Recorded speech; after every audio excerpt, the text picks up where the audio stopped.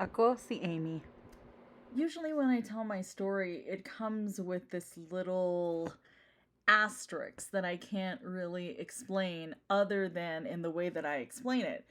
So, I grew up with Filipino parents. My adopted parents are Filipino, both of them.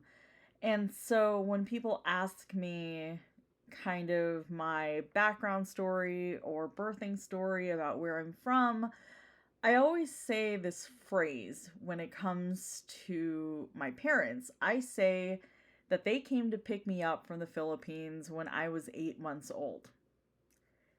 That usually comes with a follow up question: why? Because if you have Filipino parents, why aren't they there when you're born? Is usually the thought process that happens when I say something like that.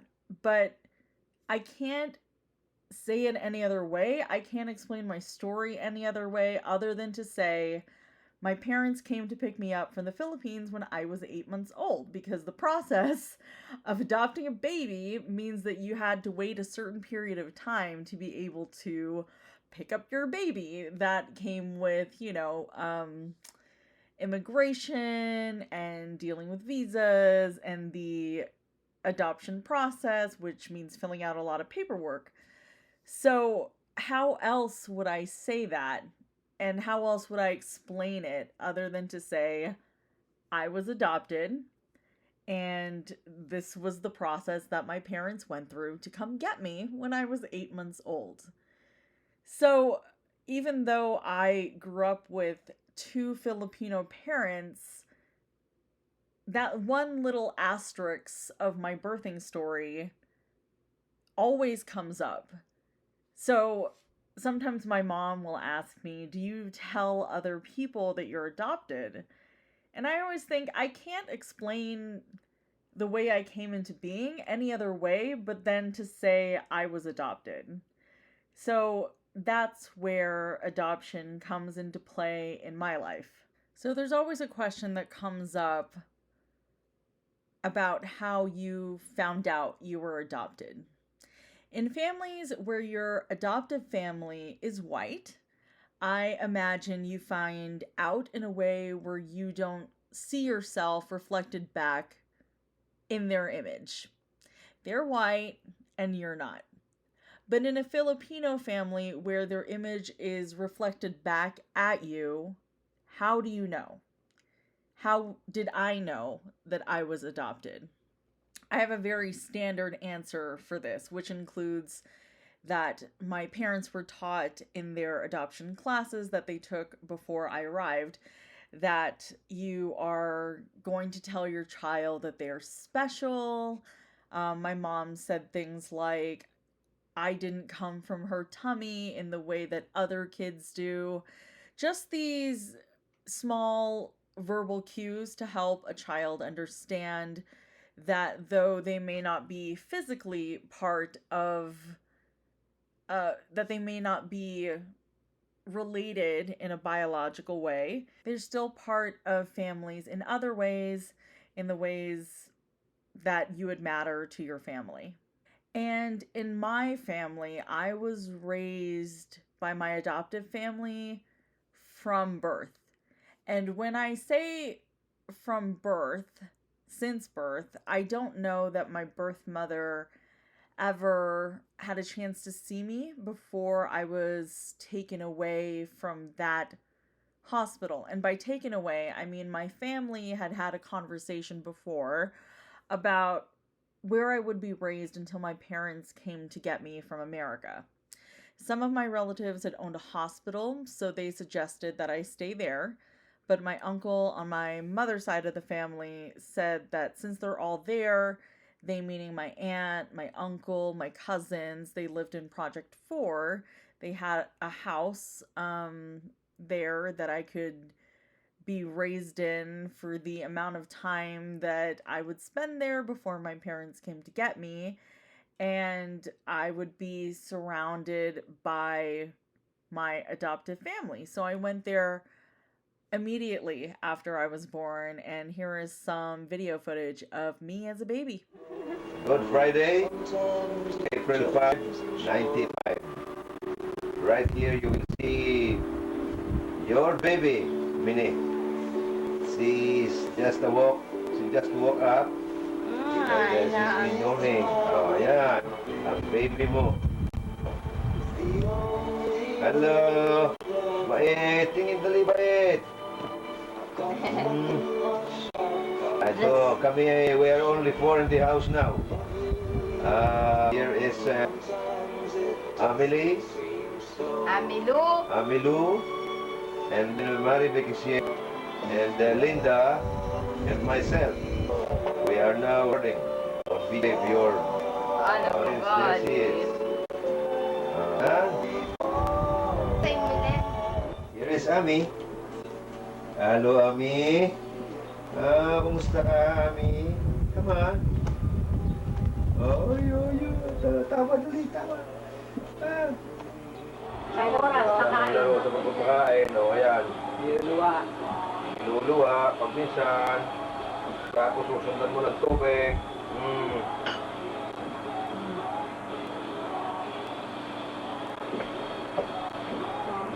Nain ng tubig, ayan. She's drinking water. Naka-trainer. Nakakalmot na, oh. Buo. Gala. Begin with she takes in the morning to increase her appetite.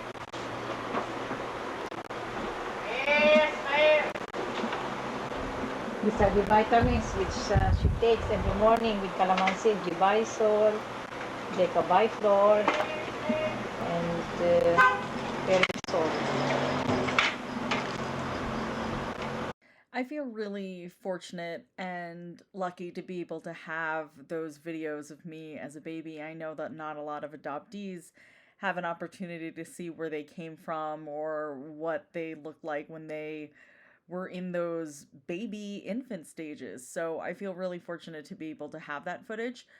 The reason that I do is because my uncle used to film those little videos of me and then send them to my parents in the States so that they can see what I look like and so that they could be familiar with me and the way that I was growing up over in the Philippines. So my mom tells me a story about how they used to have like little get-togethers with her and her friends, and they used to watch the baby videos together, and how excited my mom was to have a baby. So I'm glad that I still have those videos till today because they're pretty old VHS tapes. So I'm glad that I have that footage.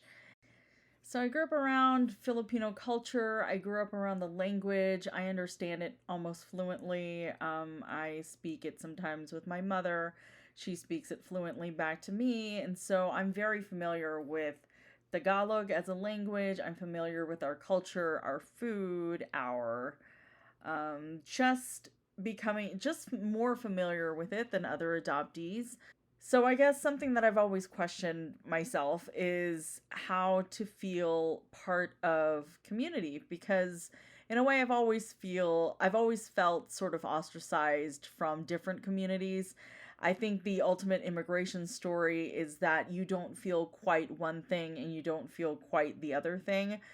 I wasn't Filipino enough to be included within a group of Filipinos. I wasn't American enough to be completely included in a group of, quote unquote Americans. If somebody asks me what I am, my initial gut response is Filipino, because I know what they're asking is really, what are you? What kind of Asian are you? And so I want to squash that immediately and just be like, I'm Filipino. I know exactly what you're asking. And so in that way, I've always identified as Filipino. And my journey includes how to identify as an adoptee, especially a Filipino adoptee who has a family that I was able to slip into almost unnoticed, but not really unnoticed. I'll get into that. But how was I able to fit in with this family and still not feel completely included and not feel like I was part of a community. The biggest part of my story, I think, is this kind of, I always call it like a cataclysmic event. In addition to being adopted, I come from a broken home. My parents split up when I was 7 years old. We moved to a completely different city where I didn't know anybody and I didn't have any friends, and I was young. I was in second grade, so I was 7 years old, and trying to figure out who I am and trying to figure out where I fit in. Where do I fit in as an adoptee? Where do I fit in as a Filipino girl? How do I fit into this school that is predominantly white, in which other people don't look like me? There was a lot of figuring outs, and I was ripped away from an environment that I knew, that I had friends, that a place where I grew up, and then I was kind of hoisted into an environment that I'm completely unfamiliar with. And I think it brought a lot of really conflicting feelings, because I've always sort of felt, I guess, what I recognize now as kind of the trauma of being adopted, which is taken away initially from your birth mother, and this kind of subconscious ripping away from your roots. And so I've always tried to find those roots or tried to find placement, and I always felt displaced. So I always felt like I came from a place of displacement.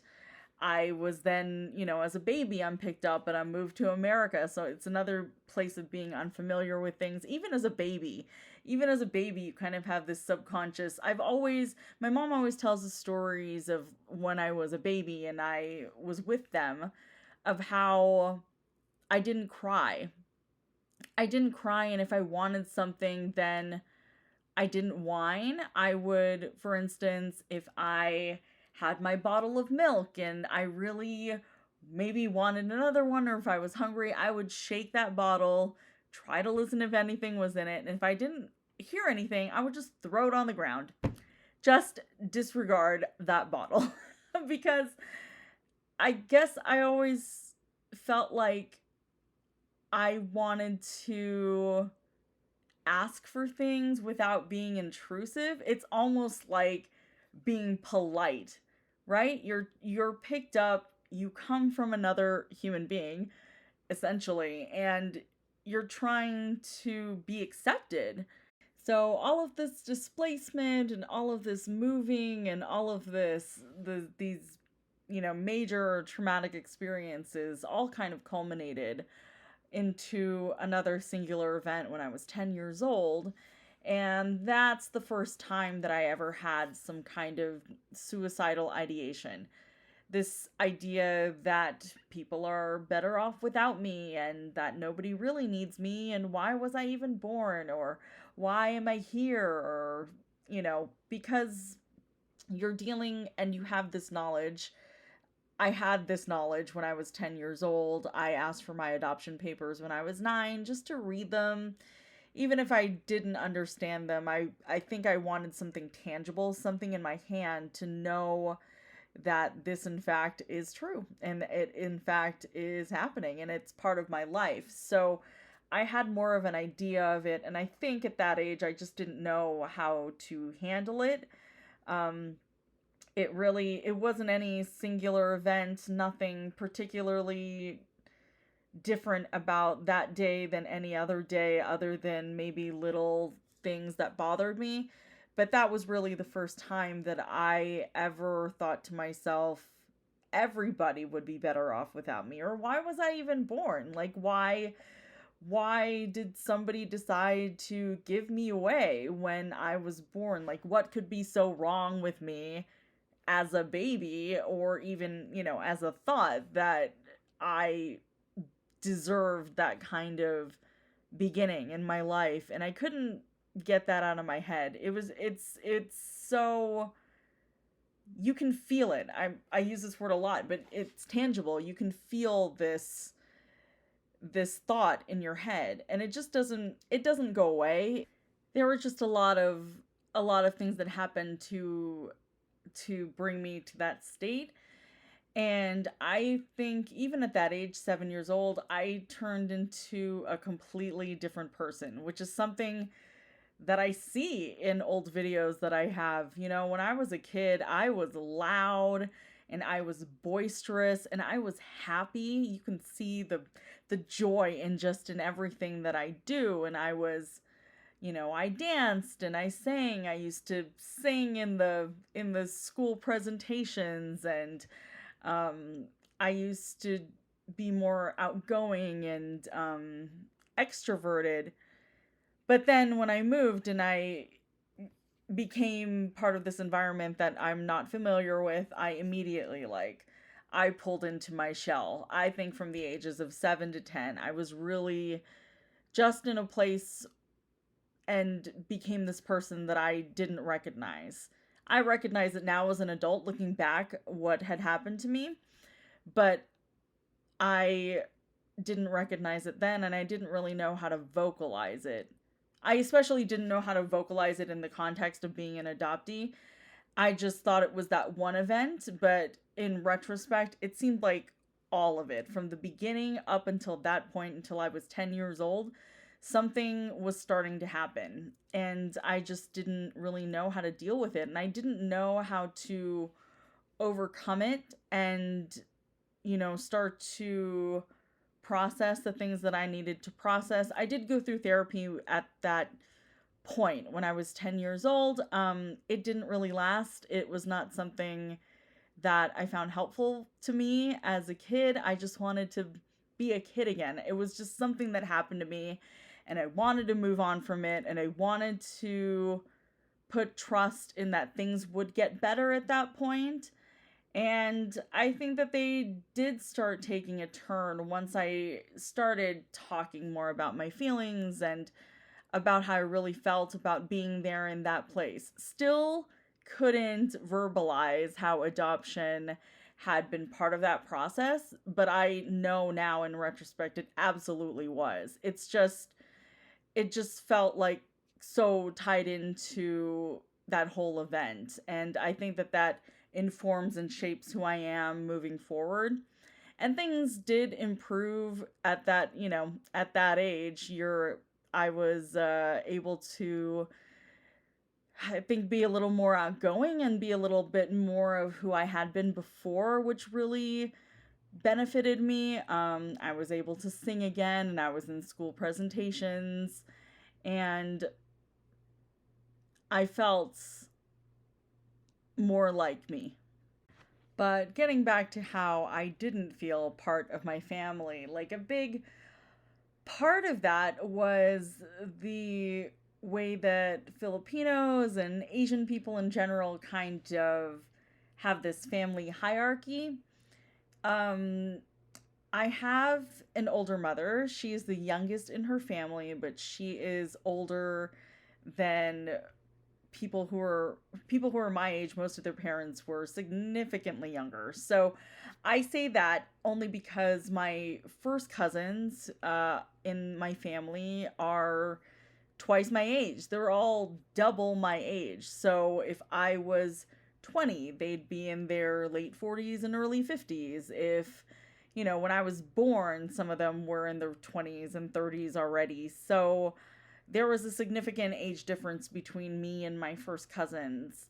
And so when they started having kids, my second cousins, I was close in age to them. But there's always this kind of hierarchy of, like, you know, the first cousin should stick together, and then the second cousin should stick together, and they should have a good time. And I felt that a lot of the time. I felt that a lot of the time in which I was to be placed within my first cousins, even though they were all significantly older than me. I grew up with a lot of adults, and I felt that kind of family hierarchy where I was going to be part of them, the youngest part of them, but still part of the first cousins pack. So I can't say that I really bonded with my second cousins, who are my age, that well.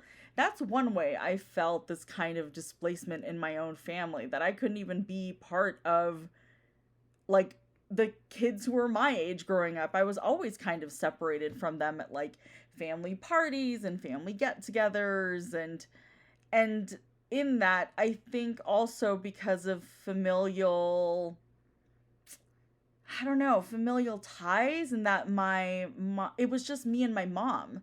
Because after my parents split up, my dad stayed where we were, and then he ended up moving to Las Vegas, and I just didn't see him that often. I didn't have that kind of weekend parent relationship. I felt like I had lost him almost completely, and that I felt a certain way about that because my birth father is not listed on my adoption papers. So I don't know who he is, and I don't know if he knows who I am. And it just kind of felt like losing two fathers, and like, what did I do to lose two fathers? That's how I think of it. I just think that I lost these father figures in my life, and I didn't really have that growing up. Whereas people in my family, even though there was divorce, it was like they still had close familial ties. I am the only kid in my family other than one of my cousins. So they had these bigger families, and it was just something that we just couldn't relate to, me and my mom. It was just the two of us. So I could feel that separation in that way. And in other ways, I physically do not look like I'm part of my family. Everybody in my family is just very naturally thin, and just, I started gaining weight when I was probably 5 years old. That's when I kind of felt that transition, and I just always felt that kind of otherness in regards to this. It's not something that I talk about, but it's something that I feel when I look at physicality between me and the family, that I don't look anything like. And because of that, and because of colonialism, if we're going to talk about that, and the way that the Spanish think of and their beauty standards and how that translated into the Philippines, there's a lot of that in the Filipinos. A lot of, consciousness about weight and weight gain, and being, the fat person in your family, and being the thin person in your family, where somebody is praised because of their body weight and because of the way that they look, while other people are not. And so I was part of the others, in which I was the only other. And so how else am I gonna feel if not feeling ostracized because of the way that I looked? I remember very specifically somebody in my family who I felt great trauma just regarding the way that they always treated me in the family. He, called me a name when I was, a really insulting nickname when I was approaching him, and I was a teenager, and as a very insecure, and already my self-esteem was probably at its lowest when I was that age. I'm still dealing with, everything I went through starting from age 7 and birth, to feel like you're not part of your own family is such a weird feeling for somebody to say something insulting to you, and for them it's just a joke, but for you it's not a joke. And I even approached this person and I said, I don't feel comfortable when you talk about me like that. You make me feel like I'm not part of this family, or it's insulting. You make me feel like, this person is better than me just because they look better than me. And I'm like, it's not something that I was comfortable speaking on, and it's something that I said. So I said, all right, that probably has to take care of it. This has to be fine, right? But then the next time and the last time I saw him, it was just another one of those circumstances where he brings it up again. And I said, all right, that's it. At that point, I already know what toxicity in a family looks like, and I have to cut that off. So I didn't speak or see him again. But the trauma that brings up is just, it's eternal. It lasts forever. I'm 36 years old, and I still think about those moments, and my lowest moments of like, you know, why didn't he make me feel part of this family? And like, it just, oh God, it just, and that's the way that sometimes you have this consciousness of biology and you don't really you have this consciousness that you're not biologically related to this family, and since somebody just emphasizes that point, it's not a great feeling, and it doesn't make you feel part of the family. It makes you feel like you're not part of the family.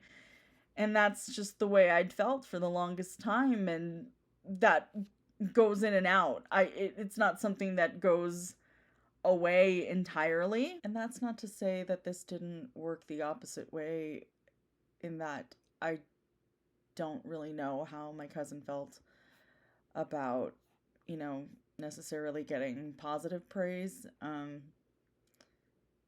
But regardless, placing value on the way that you look as opposed to your accomplishments or who you are as a human being shouldn't be dismissed. In the way that jokes age today in a negative way, and people wonder why we can't joke about those things anymore, we learn it's because of the effect that it has on other people.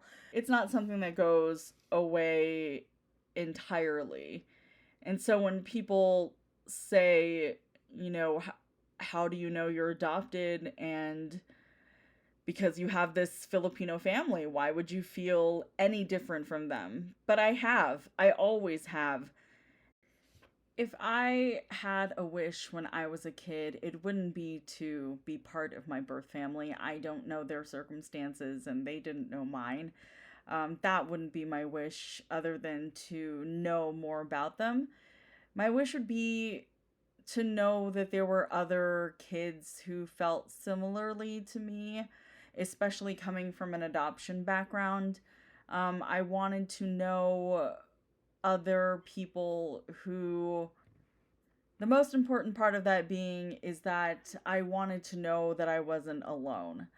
And even now as an adult, I'm just discovering these resources, and I'm discovering people whose experiences are similar to mine, and it's the reason that I took part in the creation of this in Cuento Cuento, and because I want to get to know other people who have similar experiences to me, who are familiar with the culture of being Filipino, and who want to get to know more about the culture, even if they aren't aware of it. Just that we have these similar backgrounds and similar shared experiences is incredibly important to me. I wish that I had that resource as a kid. So if it never goes away, what do I do to get through? I find that there's always something that you need every single day to kind of process the things that you go through.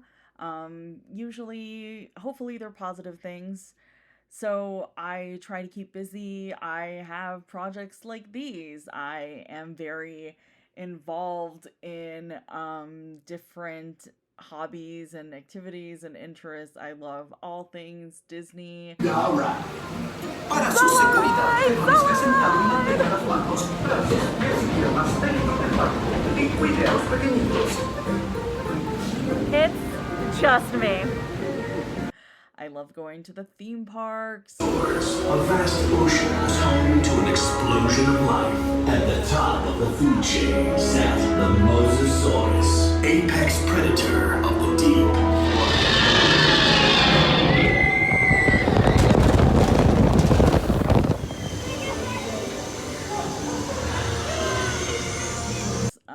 I love theater. I love Broadway. You will never guess where I am right now.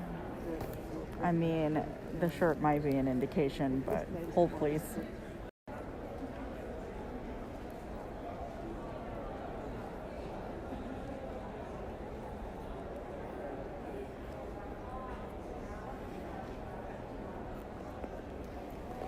am with. I think social media is really fun. I didn't grow up with, I'm a millennial, so I grew up in that era of like computers the internet is just emerging, and Facebook started when I was in college. MySpace started when I was in high school, so I didn't really grow up with a big social media kind of exposure until now when I'm an adult and we have all these fun things like TikTok and Instagram. I think I like to keep stimulated. I like to. I was a film studies major, so I love watching film. I love watching television. I'm a big fan of both of those things, and my life sort of revolves around media and entertainment for the most part. So it's this, which suits me. Constant track of activity and something always, something new always coming out, something interesting and something that I like. So if you're having trouble getting through your day, that's something that I do. It's just always have something to look forward to, which was hard during the pandemic because there really wasn't much to do.